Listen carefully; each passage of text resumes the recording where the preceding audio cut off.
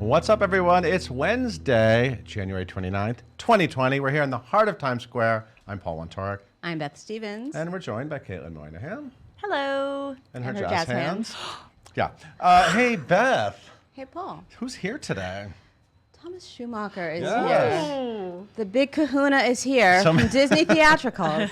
There's so many things to potentially talk to him about, but one thing we really want to talk about is the third edition of How Does the Show Go On, which is a must-have. That's why we have multiple copies, because every theater fan Everyone needs one. should have this book in their life. I've seen it in a lot of theater fan libraries. So Yes. we're going to talk all about the third edition love this and book. some other Disney things. But first, today's top 5.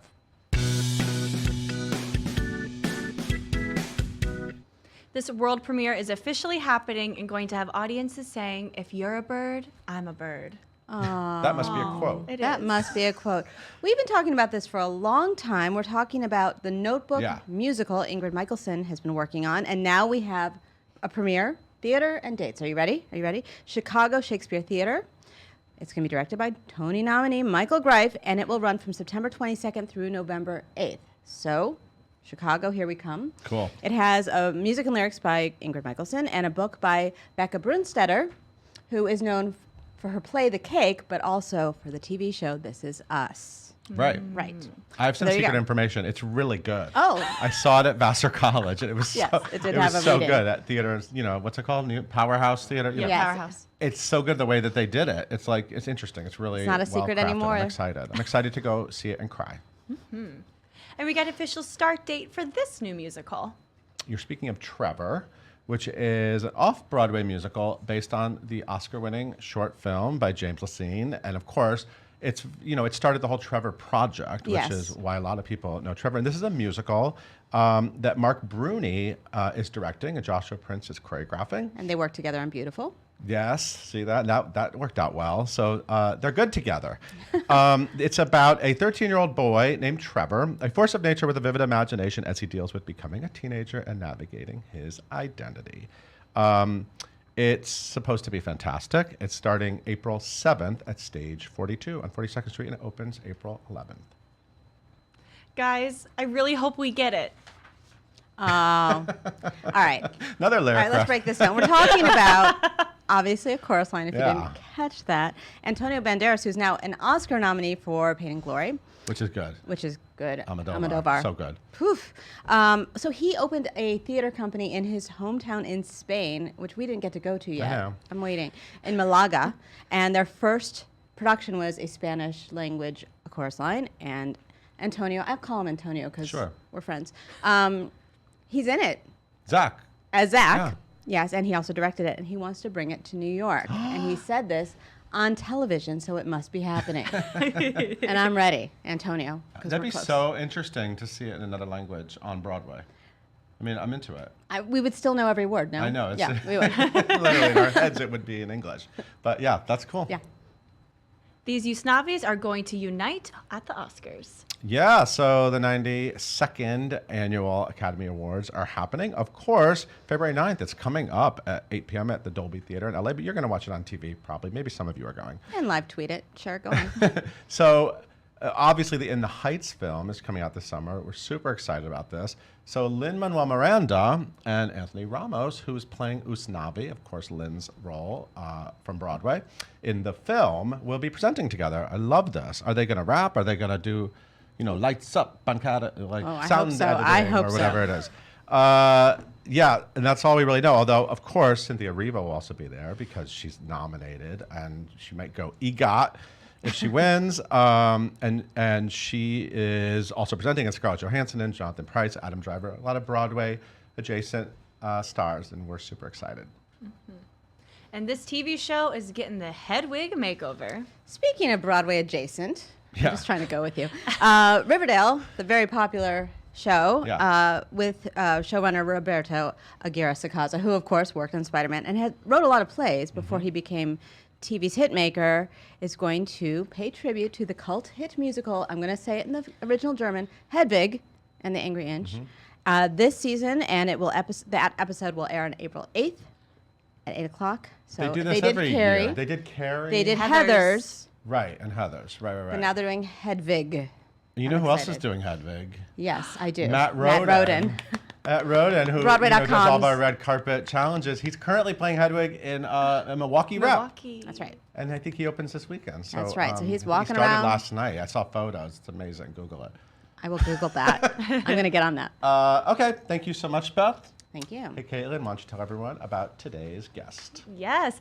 Guys, as we said before, we have Thomas Schumacher here with us in the studio today, and he's here to talk all about the latest edition of his book, How Does the Show Go On? You guys might know him because he is a big fancy theatrical producer and currently the president of Disney Theatrical Group, which has brought some of our favorite Disney Broadway shows to life. He is a member of the Board of Trustees for the Broadway Cares Equity Fights AIDS. He's on the Tony Administration Committee. He's the chair left to the board of the Broadway League. He's a really busy guy, so we're really glad to have him here. You guys should follow Disney on Broadway on all the socials to stay up to date on everything that Disney Theatrical Group is doing. Leave all of your questions in the comments down below, and please welcome Tom and Paul. Thank you, Kate. Yeah! Wow, the live audience experience. He's also a snazzy dresser. I wanted to make clear right away that I'm the only person sitting here who ever sat in Antonio Banderas' lap. Ooh, talk about this. Take me there. Right to the lap. Take me there. Golden Globes Okay. are produced at the Beverly Hilton, and Yeah. it's tiered, and I was on the second tier. So I'm not going to drop names that I was sitting at a table with Phil Collins or anything, because it'd be rude. But I ran down to the center section right in front of the stage to talk to someone else, and I thought it was a big commercial break, but it was a quick one. And we're back in 5, 4, 3, and I went, oh my God! And Antonio grabbed me and pulled me into his lap. Amazing. And I had to do a whole bumper segment from his lap, as they say. Wow, a bumper segment. Anyway, that's my only surprise Hollywood anecdote for you. Tom, thank you for being here. What's the number one question people ask you, like Broadway fans, when they find out who you are and your job, or recognize you when they see you at an event? You know, the weirdest thing is, my favorite thing that they say is, I want to be you when I grow up. Because it tells me that a young person wants to be part of the theater, and I love that. Usually they want to talk to me, tell me what they like. Yeah. I rarely get asked a question. They want to tell me what they like. They want to tell me something they liked about Little Mermaid, or they want to tell you, and they always go to something that, like, particularly Little Mermaid or Tarzan, Aida all the time. I always say, why don't you bring back Aida? And I say, we are. You finally listened. Well, I told you that. I think I wasn't supposed to, but I did tell you that. Yeah. Feel free to spill secrets. We're good. Yeah, it's terrible. I No one's always watching. travel with my publicist, and he's just right outside my eye line saying, don't say anything, don't get him off. But it's usually they want to talk about the shows themselves or what they mean. And the most common thing is, I want you to, the first show I ever saw was, and then they'll get Lion King usually, which is great. Because Disney Theatrical gave a lot of people their first. Between their Beauty first and the show. Beast and Lion King, sort of a whole generation saw their first show. Yeah. So let's talk about this beautiful. We each book. have our own copy. We each They're have our own hard to copy. manage It around has to this show- microphone. It's It creative gatefold. from the cover. The We minute call you this open a the cover, gatefold. it's creative. Ooh. That's called Yes, a I know. It's a gatefold. gatefold. That's a term. You learn a lot of other terms in this book. The book is big on vocabulary. You can actually, you can also, if you actually work it right, it's a medical book, and you can dislocate Patty Murin's arm, Oh my! Look at that. which I like. You did Isn't that curious? dislocate. I know Patty there's no Murin's way to arm. put Patty in the center where she deserves to be without doing this weird surgical procedure. She's never complained because she's on the cover. I just saw her last night. She was fine with it. So we know this is the third edition because Patty's on the cover. Frozen's on the cover. Frozen's on the cover. Yeah, so and you've Casey's talked about in the- here, and So when did the first edition come out? How many you know, years? I've lost track. I think it's 2007, maybe. What inspired you to write this book? This book it's the book I wanted as a kid. You know, I grew up in California, outside of San Francisco, and my only way to stay in touch with the theater was to subscribe to the New Yorker, which is inappropriate for a 12-year-old to read every day, and Theater Crafts magazine. So I knew more about what was playing on Broadway as written about by snobs, you know, and how to work a Roscoe fog machine, which seems to me every other page of Theater Crafts magazine in the 70s featured Roscoe fog machines. We actually want to get one here for Live at 5. Wouldn't it be good? great? We could have In fact, I unveiled should- you in some fog. You know, I'm going to send you one. we would love We that. have resources, but I wanted to write. When I moved full time to New York and stopped making movies, because I made a bunch of movies for Disney. Yep. When I stopped making movies and moved full time to New York, I thought I would have a ton of free time. And I was with my dear friend Jeff Curdy, whose name is shown here on the book, where Yep. it says "with Jeff Curdy." Yeah. And Jeff has written probably 30, 35 books about Disney and a lot of other books. And so I was saying to him, I want to write a book about the theater for kids, about everything that happens, every job from the front door to the stage door. And he asked me to talk about it for a minute. He goes, well, let's do it. And I said, when do we start? And he said, right now. And so we began to outline the book. And I outlined what I wanted. Jeff did what's called a book map, and he would say things like, you need 500 words on this and 400 words on that, and 200. And then he came up with the idea that it'd have artifacts in it, meaning you could take a ticket out, take a page out. But now the book is so modern that we have eliminated the artifacts because people lost them and because you can't reprint the book when it has artifacts. It's hard to do because someone has to glue them in. Right. So now you actually can open the book. We're not going to do it here because it's annoying. But say you were to turn to my introduction, which has a snappy picture of me it's a great little that we'll illustration feature of for you. the audience. And see this little symbol here? Yeah. If you hold your phone or your iPad over Augmented that, reality. yeah, the actual thing it plays a movie. I know. Sometimes So the cool. picture comes to life like at Hogwarts. You look at a picture through your phone or through your iPad, and then it just starts talking to you, which I love. Yeah. And so, but it also means we can update those. Yeah, So we can keep okay. changing because they're not to surprise people, but the movie is not in the page of the book. It's triggered by the page of the book, which a 7-year-old could tell you, but I find people in my generation to go, how do they get the movie in the page? It's like, really? How cuckoo pants are you? But anyway, it's been fun. There's 14 individual movies in the book, That's including, amazing. for example, Lisa Dawn Cave, who now is the production supervisor of Frozen, but she was our original production stage manager.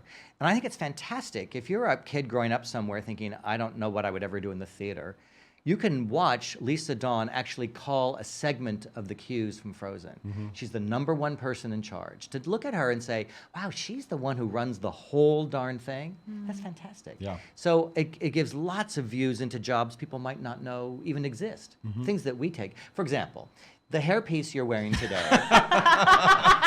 Oh, I'm sorry. But Secret's out. everybody knows. Yeah, you and Mike Nichols. There it is. Boom, just like that. Only you and Antonio Banderas have seen me without. Oh, that's right.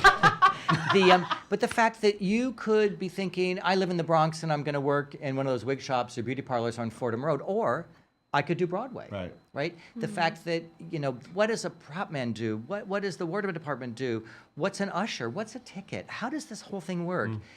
Lack of information can be very alienating, and I think it's what shuts many of us out. There's probably things that you've never done because no one ever invited you to do it. Right. Or you think, I'd be uncomfortable. Right. But if we can de-terrorize it, if we can make it as comfortable as possible, it'll interest you in it as an audience member. It'll interest you in it as a hobby, or even maybe as a career.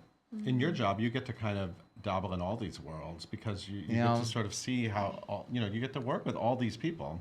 I've done every job in the theater for money except play in the orchestra. So, now mind you, not well. See, right? I mean, if you had to suffer through seeing 1979 Summer Repertory Theater production of Pippin starring me, Oh, wow. you would never want to see my corner of the sky. But I did it, and I got paid $500. So there you have it. I've done everything in the theater, and because of that, I have this massive appreciation for the people who actually do it, and I love them. Right? From people in the orchestra, there are people in town that I'm so close to. Like Gary Seligson, the great Broadway drummer. How many people know him? He's like the guy. There's so many people that work in this business you get to know, you get close to, you admire them for so much of what they can do, and they keep our shows together. Yeah. It's funny to see on the cover of this book by Thomas Schumacher, producer of the Tony Award-winning Broadway musical The Lion King. It's funny to see your career boil down to just that. But you know what I mean? I guess that is kind everyone of gets like, it. Yeah, that's. Does that bubble up as like that's sort of the big big thing? Well, The Lion King is People do like The Lion King. Well, it's also curious because I did the movie. Yeah. And then Peter and I did the Broadway show, but I've been doing it for a long time and worked. I was executive produced John Favreau's last. So I've been on The Lion King for a long time, longer than anyone else. Although it was my husband's idea that The Lion King have songs. Wow. Yeah. We didn't tell that story publicly for a long time. Huh. But, now it can be told. It wasn't a musical. It was like an animated National Geographic special. And he and I were renovating a house. This is many, many, many, many years ago. And a long time. And And we were, sanding something or planing something or whatever. And he said, "Why doesn't this lion movie have songs?" And I said, "Well, it's lions. They don't sing." He goes, "Everybody likes it when they sing." And that's how it started. That's amazing. The singing part. That's amazing. How are things over at the Lion King? Oh, my God. It's always in Well, great shape. over at the Lion King, there are 10 of them tonight. Oh, right. I'm talking about the one close by The one that's us, close but by. yeah. Because we have a real trick, because we have a sort of Pacific Rim, Southeast Asia tour going, and we went to Hong Kong in the middle of the riots, and then we were going to Wuhan in the middle of the, so we had to cancel that one. And so it's been, that production's a little bit tricky. They have a lot of time for Parcheesi in that production, because we're having trouble right now, yeah. Can you share, I want to get a little peek at your life. Can you share like something you did today? Like your job? Like, I just feel like you do so many things, but what was like Oh, something? here'd be something that you wouldn't think I would do today. Right before I came here and I raced out, I spent an hour with our colleagues from Marvel. Because there are things that we do that you probably aren't aware of. There's a Marvel Universe live show out that travels, produced by the Feld family, who do Disney on Ice. And you may not know that Disney on Ice is part of my life, Right. but and I met with Kenneth Feld today. It's a big part of my life. Disney on Ice and bringing these shows to people in parts of the world that would never see anything Disney. Yeah. We were talking about Marvel because you would think Marvel, Spider-Man, but there's actually a series of plays that Samuel French carries that are Marvel stories that are not the superhero side of the Marvel characters. wow. That you could do in a cafetorium, that you could do in a classroom. And we were talking about those because we've done 3 of them. Christian Borle wrote one of them, which is right. fun. Okay, I have heard so that. there's those plays we were talking about, and all the other theatrical things with Marvel. Should they not happen? What are they? How do they work? That you probably wouldn't think would happen in my Could day. you see something Marvel coming to Broadway again? Again? Another Marvel project? I mean, people love Marvel. Too soon. Too soon. Too soon. Too soon. By the 5th edition, maybe. By it'll the- be maybe something they'll be- Marvel on the cover. Yeah, but it wasn't to talk about Broadway, but it was to talk about what we do, because we have all these enterprises. I was just a week ago, I was in Atlanta for the Junior Theater Festival. Yeah. I was talking to I 6,500 believe kids. that's one of your favorite things to do. I to go to love, that, yeah. but it's fun because I had James Michael Scott with me, so it was fun. I took Sven down, Ryan McCartan, who's the new Hans in Frozen, and Mackenzie Kurtz, who's the new Anna. It's fun. We all went down and they performed, and I pretended I was Ed Sullivan. Cool. Which I don't think anyone watching this even remembers who Ed No, Sullivan but I was. think, Yeah. oh. Remind them. Yeah, Google it. Yeah, he's in Bye Bye Birdie. Sure. There you go. Yeah. You can make a Broadway reference to anything. Yeah. I learned all history growing up, but Me whenever too. it was mentioned in a musical. I tried to get on a game show once, and I aced the Bible questions because of Broadway shows.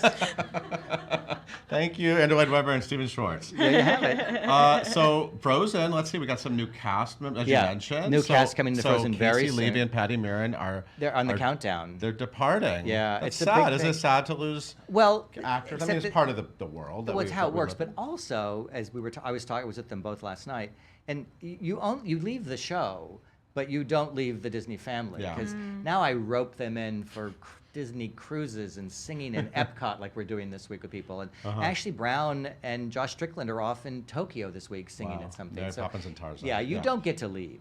Yeah. It's not Yeah. like they choose to do this. Yeah. You just don't get to leave. Yeah.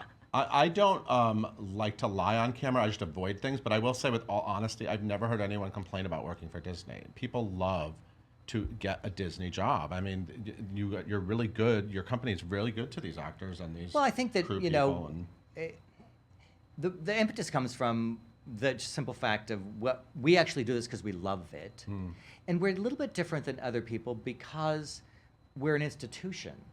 So it becomes like a repertory company. And so, people who are playing parts for us, Ashley has done 3 shows with us. She did 3 different engagements as Mary Poppins, right? She opened Mary Poppins, then she opened the tour, then she came back to be in the closing company. Andrew Keenan Bolger's done 4 shows with us, starting when he was 6 years old as Chip in Beauty and the Beast. Right? So when he played Robertson I in Mary Poppins on Broadway as a young man, that's fun for me, right? These people, Jonathan Freeman, who's the original voice of Jafar from the animated movie, who's playing Jafar right now on Broadway, was in Little Mermaid, he was in Beauty and the Beast, he was in Mary Poppins. People come back because we're the same people, we're the same producing team, and I love that. And you shift between shows. We even have someone who has covered on Aladdin while they're also doing Lion King, and then come down for periods. So that's crazy. We even one night had somebody have to get run down the street from Aida at 15 minutes to curtain, already in costume, run all the way down from 47th Street to the back door on 41st Street to the New Theater, came in. Once he was in, we started Down Be the Lion King, and by the end of Act 1, he swung on stage as Simba. Wow. Ooh. Yeah, that's a little hair-raising. Yeah. So, yeah, I don't recommend that you try that at home. We didn't talk about Aladdin. That's also still a big hit. Aladdin's and, happening. yeah, It's yeah. fun. In fact, I'm off to Mexico in a week to cast the production down there. I love that. Like, I can bring up any topic and you have something to say about it. It's so good. No, it's here's true, the though. shocker. I actually do this for a living. Yeah, I know. It's amazing. I love it. Although there's a ginormous 120 people in the New Amsterdam Theater who do so much work that Yeah. I get credit for. Yeah. So, if you don't mind, I know you recently did some sort of reading workshops lab. I don't know. They have so many names for it now. Of Aida, Yeah. Shelley Williams directing. Yeah. I wasn't invited, but it's okay. I'll see. Well, that's how'd you it know, go? One of the great joys of what we do, the way we do it, because we finance our shows out of the profits of the other shows, right? Right. So shows are hits. We can finance new shows out of it and send what's ever left over to Disney. Right. And I don't have to invite you. True. I'm not an investor anyway. Right. But I don't have to Yeah. invite investors. It's just us. Yeah. And then I have one investor, right? The head of the Walt Disney Company, Bob Iger. Yeah. So obviously Bob has to like Sure. it, but I don't have to invite people in, so we can be very private. But we actually we've done quite a bit of work on Aida. In fact, the entire team, including Natasha Katz, lighting designer, and Camille Brown, choreographer, and Bob Crowley, set designer, and Jason Michael Webb, and all these people that are working on it, we all went off to Boston to this fantastic museum exhibition at the Boston Museum of Art about Nubia. Because Oh, wow. Aida is all about, Aida's from Nubia. And Gods love Nubia. Yeah, Gods of Nubia. Yeah. Sean, the lead vocal in the show, Shelley Williams, who's now directing. Isn't that I crazy? know. We love her. And but we all went because there's been all these discoveries, and we're actually reworking parts of the story Cool. to tell the real truth that Nubia was an equal power to Egypt. In fact, at times Nubia ruled. So Aida is actually a complete equal in status with Amneris and Radames. That changes the show completely Right. in how Right. how we then approach the material. And that's thrilling. And Shelley's the one, when we were talking about it, who had figured that out. And Shelley and I have been friends since we did the show, but we've had this sort of co-mentoring relationship, you know, where we would get together on a regular basis and pick a topic and just go back and forth. No, you weren't allowed to be uncomfortable with the topic, that was all. And we talked about everything. And in so doing, I came to know her on a different level, and she had directed a production of Aida at Algonquin in Maine, and she had some beautiful images from that we talked about, and over time it just became the obvious thing to do. I love it. Yeah, me too. I did hear really good things about The Princess Bride too. These are things that have been happening recently. These Yeah, I can't musicals keep that a are- secret. are Well, coming together. yeah, Bill Goldman has passed away. William Goldman, who of course wrote Yeah. the novel and then the screenplay, Right. was with us as this took shape. So that's been fun. Bob Martin and David Yazbek and my dear Rick Ellis, and we've been working away. And we did a big reading with like fancy actors, Cool. famous professional people, and they read it, and there were a lot of tears in the room for some of the material because it's really beautiful, and we keep plugging away. And we have a lot going on. I did a reading of something I'm absolutely not going to tell you seriously. Yesterday we read through of something that was completely caught me off guard because it was so wonderful, and it blew me away. And when you turn your camera off, I'll tell you. But I really will be shot. There is a poison arrow mounted in every building you go to that is ready to take you out if you say the wrong thing. I've learned that. Hey, Caitlin. Yeah. What are people online asking Mr. Schumacher? Sure. Yes, we can do a quick few questions. So actually, quite a lot of people want to know, what is your kind of like daily schedule like? Do you wake up super early? Do you work late? I guess people just kind of want to know what your work. Well, we life work is every like. night because I've been on the Tony Administration Committee for over 20 years. So I have to see every single show that opens on Broadway. I see most of the big stuff off Broadway, and I have to, deal with our own shows. And we have 21 shows playing around the world tonight. So last week I took 6 flights in 7 days, and including back and forth to London for casting of Frozen. So there's no day that's like another, but I do wake up very, very early, the first time I wake up. And I'll do a little bit of work and check international. Then I go back to sleep, and I'm usually up by 6. in the gym by 8, and I've already done some stuff before that. And then stay up because I have to work. And I have a beautiful full day. And I travel a lot. Got it. All right. So Maya wants to know, what does it mean to you to see people with your books and like having been able to do 3 editions of it now and see it in, theaters and schools, and people keep wanting to learn more about your life? Last summer when we were working on Hercules which was so great. Yeah. So great. Jelani Aladdin, come on, and James Maraglehart and stuff. Anyway, it's so great to have worked on that movie and then see it in that beautiful production Lear de Bessonet did. But the point of it is, first day rehearsals at the Public Theater, run by my pal Oscar Eustis, and we knew each other from the Mark Taper Forum when we were both there 100 years ago, because I think that's the kind of thing no one expects the Disney guy to have started like actually in a proper, regional theater, and to have known Oscar Eustis for so long. But so it's fun to be in Oscar's house and do that. And the very first rehearsal, a young man in his mid to late 20s walked up to me and said, I just want to say hi because my parents bought me your book when I was 12 years old, and it's really why I'm in the theater. And I get very emotional about that. And it's not that the book is intended to train you to be in the theater, just to help you love the theater. And then what kicks in next is great. Amazing. All right. I think we do one more question. And it's actually a lot of comments. People just say they love your glasses collection. We have to bring it up. Well, yeah, this is the first day for these. This is a Debut? debut. What do we call this color? Well, I think it's tangerine. Yes. Yeah, I was gonna say orange is way too common for you to just call it orange. Tangerine. But this is This is a debut? This is a debut today. They're lovely. I I love 'em. decided if it came up, I'd be able to say it's a debut. Yeah, these just arrived into the collection. It's so good. Do you have a stylist? You always look so sharp.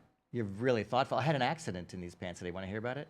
I had a root canal. I could go a lot of directions. Yeah, I had a root canal second day. They do it 2 parts. Yeah. And my dentist, who's a dear friend, spilled on me the stuff they use to clean it out, which is essentially bleach. And so he ruined the suit I'm wearing. It's like it dribbled all over me and burned my hand a little bit. He didn't know until I got to the office and I went, I have a big spot on the back of my pants that is the wrong color. But you're awful thoughtful to say it, because it's the last time this suit gets to appear in public.